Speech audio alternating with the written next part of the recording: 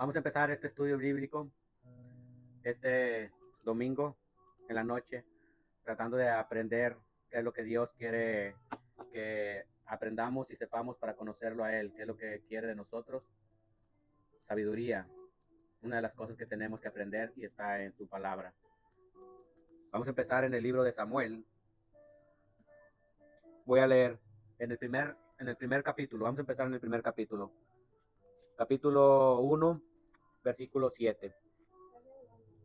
Okay. Así hacía cada año cuando subía a la casa de Jehová, y la irritaba así cual Ana lloraba y no comía. El Cana, su marido, le dijo: Ana, ¿por qué lloras? ¿Por qué no comes? ¿Y por qué está afligido tu corazón? ¿No te soy yo mejor que 10 hijos? Y se levantó Ana después de que hubo comido y bebido en Silo. Y mientras el sacerdote Elí estaba sentado ahí en una silla junto al pilar del templo de Jehová, e hizo voto diciendo: Jehová de los ejércitos, si te dignares mirar en la aflicción de tu sierva y te acordares de mí y no te olvidares de tu sierva, sino que daréis a tu sierva un hijo varón, yo lo dedicaré a Jehová todos los días de tu vida y no pasará navaja sobre su cabeza. Esta noche quiero hablar acerca de algo que todo creyente debe tener en cuenta y que es motivo por el cual el Señor se conmueve y por el cual muchas de nuestras oraciones a veces no son escuchadas o a veces son escuchadas. Uno de los propósitos del Señor, de lo que quiere, que cada oración sea completamente que salga del corazón. A veces va a ser con lágrimas, a veces va a ser sin palabras, del dolor que uno siente o que de cualquier persona que esté pasando en esos momentos sienta, porque a veces no entendemos y a veces es difícil explicar o pedirle explicaciones al Señor, y muchas veces lo único que queda es llorar. Así que de esto vamos a hablar, de cuando el Señor escucha nuestras oraciones. Muchas veces pasamos por cosas que no entendemos. A veces la enfermedad de un miembro de la casa, un padre o un hijo, malas noticias de la escuela. Muchas veces muchos de los que llegamos al Señor, como dijo Jesús, los sanos no necesitan de médico, y muchas veces la mayoría de todos los que llegamos a los caminos del Señor venimos lastimados, destrozados, de ambientes muy perjudiciales.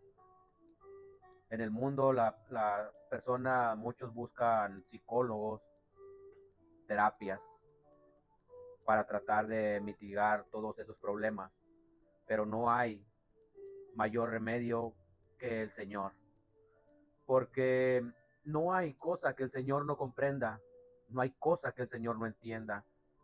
Aunque nosotros mismos a veces ni siquiera lo podemos entender, el Señor sabe completamente todo lo que pasa desde afuera hasta dentro de nuestros corazones.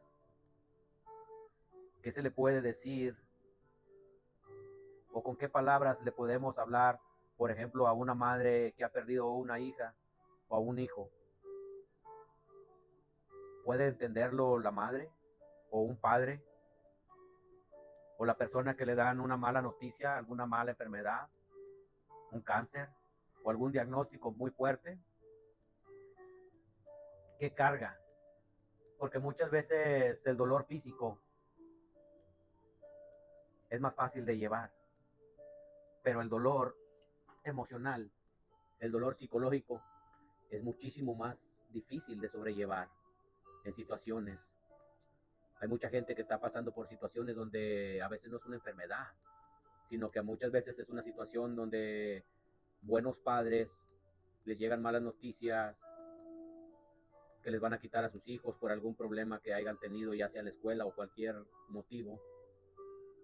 Y esa desolación, esa incertidumbre de qué pasará, me quitarán un hijo, me quitarán a todos, puedo perderlos.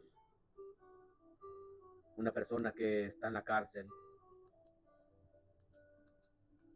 Hay situaciones que muchas veces cometemos errores y que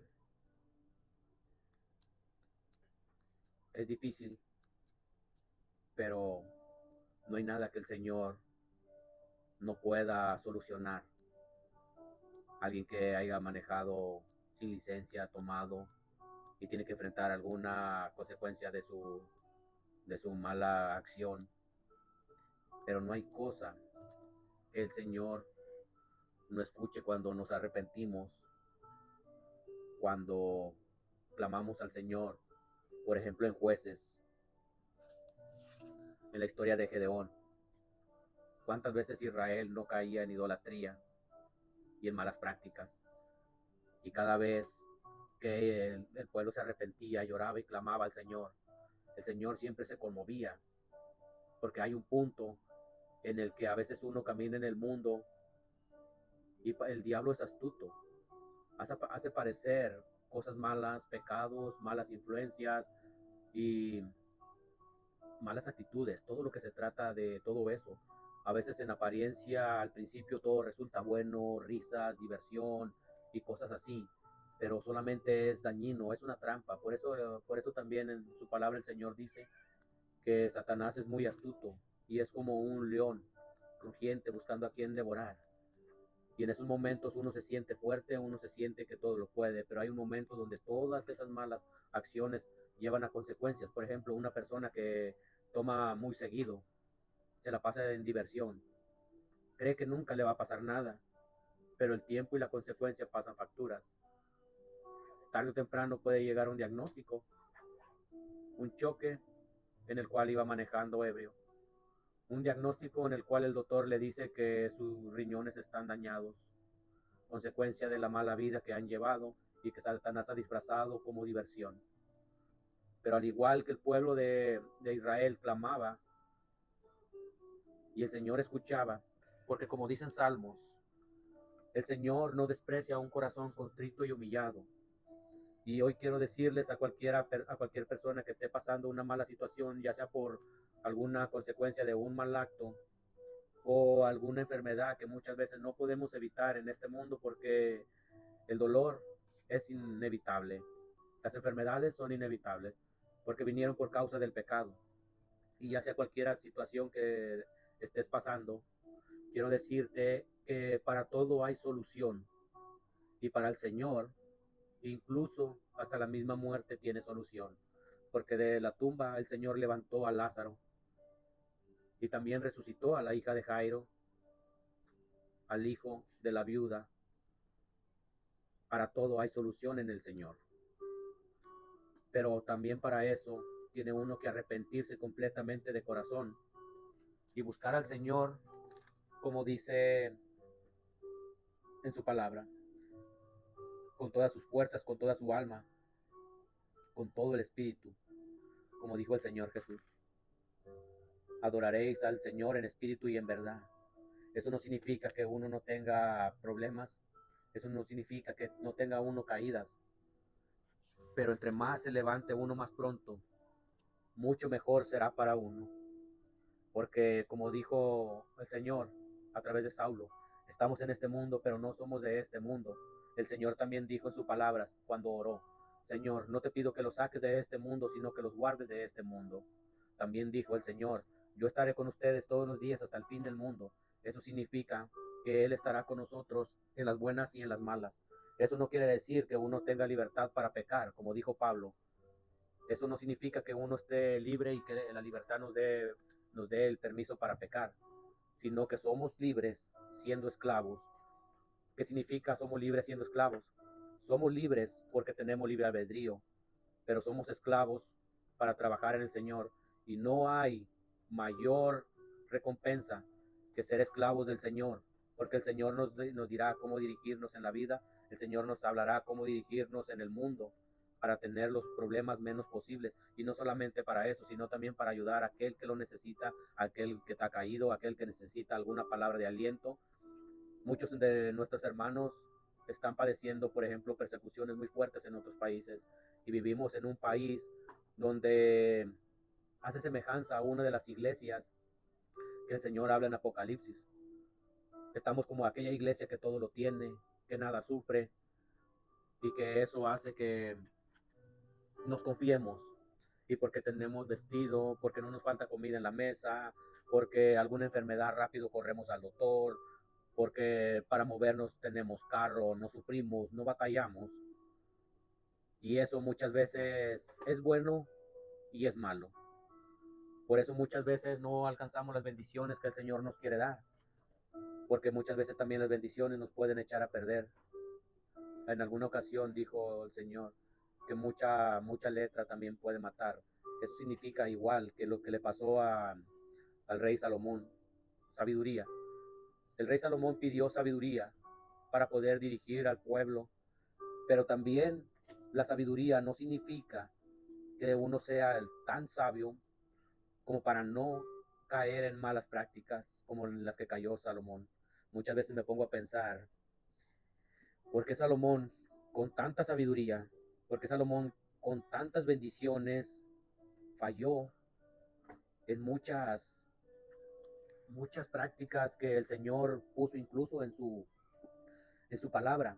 Por ejemplo, una de ellas era que no se casasen con mujeres extranjeras, porque al casarse con mujeres extranjeras, esas mujeres harían que el corazón del hombre se desviara, igual que lo mismo que le pasó a Sansón, le pasó al rey Salomón. Y uno se pone a pensar, ¿cómo Salomón, siendo tan sabio, cayó en eso?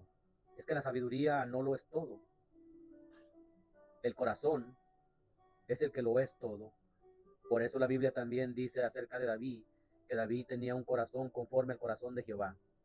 ¿Por qué dice la Biblia que el rey David tenía un corazón conforme al corazón de Jehová? Porque en muchas ocasiones, aunque David cayó, pero fue una de las personas que menos, podría decirse que en menos pecados cayó contra el Señor. Y no hay persona perfecta. No existe una persona perfecta. No ha nacido un solo hombre o mujer perfecto desde la creación del Señor. Solamente uno, que fue el Señor Jesús. Pero no solamente era hombre, sino que también tenía la divinidad del ser, todo el creador. Él era 100% hombre y 100% Dios. Aparte de él no ha nacido una persona que no haya pecado. No ha habido una sola persona que no le haya fallado al Señor.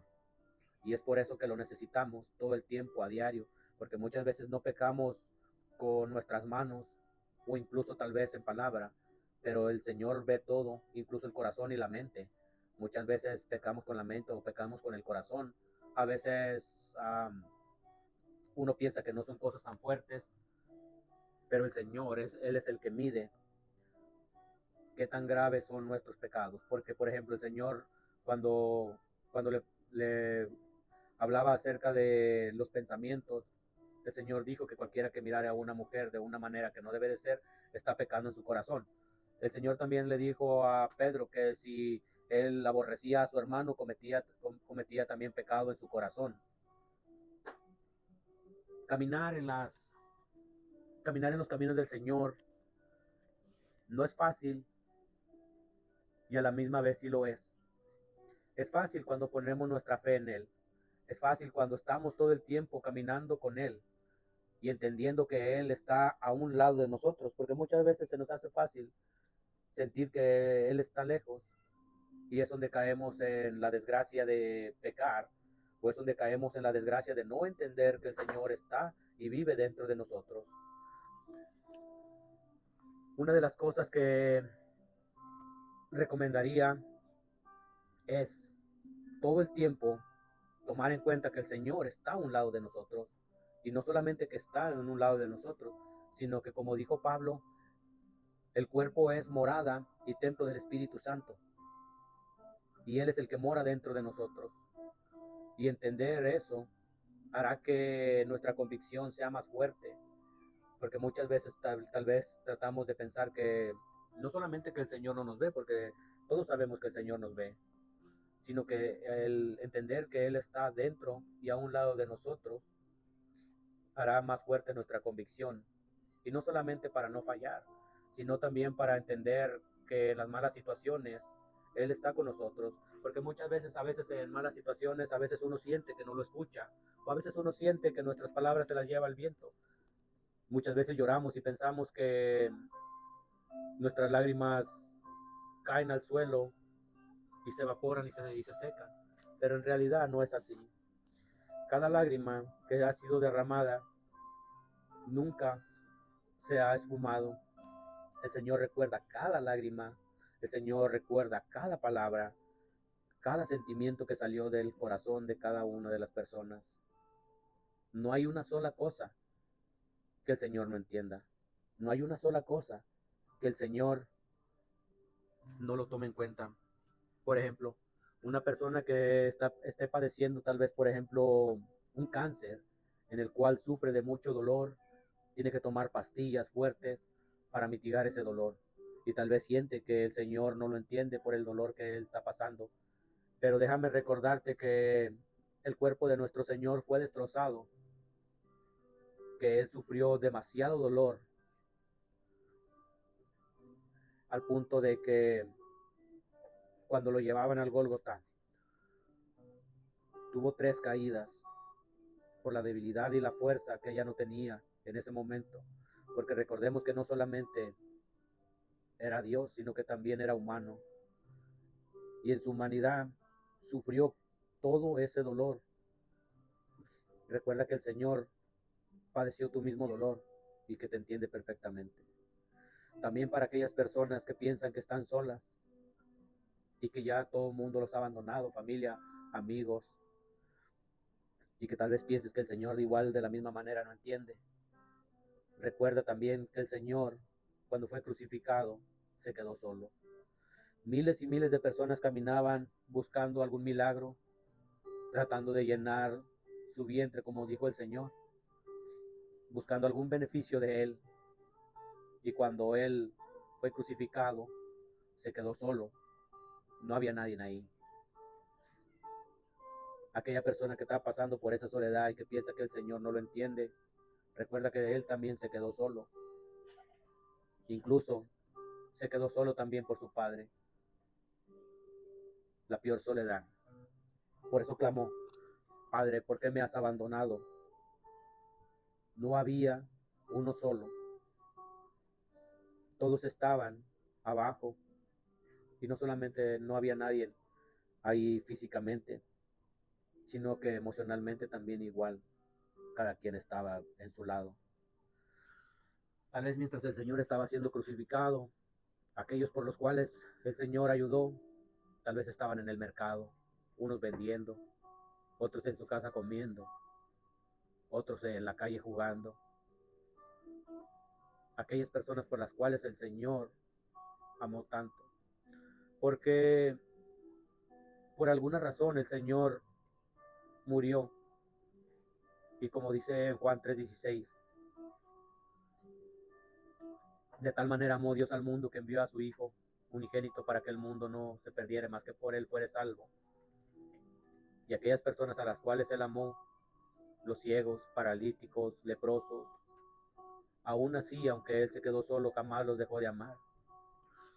Por eso muchas veces es un reto para nosotros, que incluso aquellas personas las cuales nos dañaron, aquellas personas a las cuales nos dejaron solos en los momentos de más necesidad, no perder ese amor por las personas, sin importar lo que haya pasado en el pasado, seguir orando. Por eso dijo el Señor: orad por aquellos que los ultrajan, por los enemigos, por aquellos patrones o mayordomos que son malos con uno. El Señor nos invita a ser diferentes, a ser especiales, no en una manera de creerse que somos más que aquella persona que está en el mundo, porque muchas veces la arrogancia nos puede ganar también y pensar que somos especiales. Somos especiales para el Señor, pero no somos especiales porque no lo hayamos ganado, sino porque el Señor tuvo misericordia de cada uno de nosotros. Porque igual que en el mundo estábamos y de ahí nos sacó, igual en ese mundo también está la gente a la cual muchas veces el cristiano critica y no recuerda que de ahí salió. Es difícil. Por eso el Señor le dijo a Josué: no se aparte de ti este libro, medita en sus palabras de día y de noche. El Señor también nos dijo en sus palabras, el Señor Jesús: mediten en mis palabras de día y de noche, porque hay hay demasiada sabiduría. Y como dijo también Santiago, aquel que te falta de sabiduría, pídala, que el Señor la dará sin medida. El Señor es el único que nos puede dar esa sabiduría para conducirnos por el camino, para no tropezar donde ya tropezamos y para no caer donde el enemigo nos pone trampas.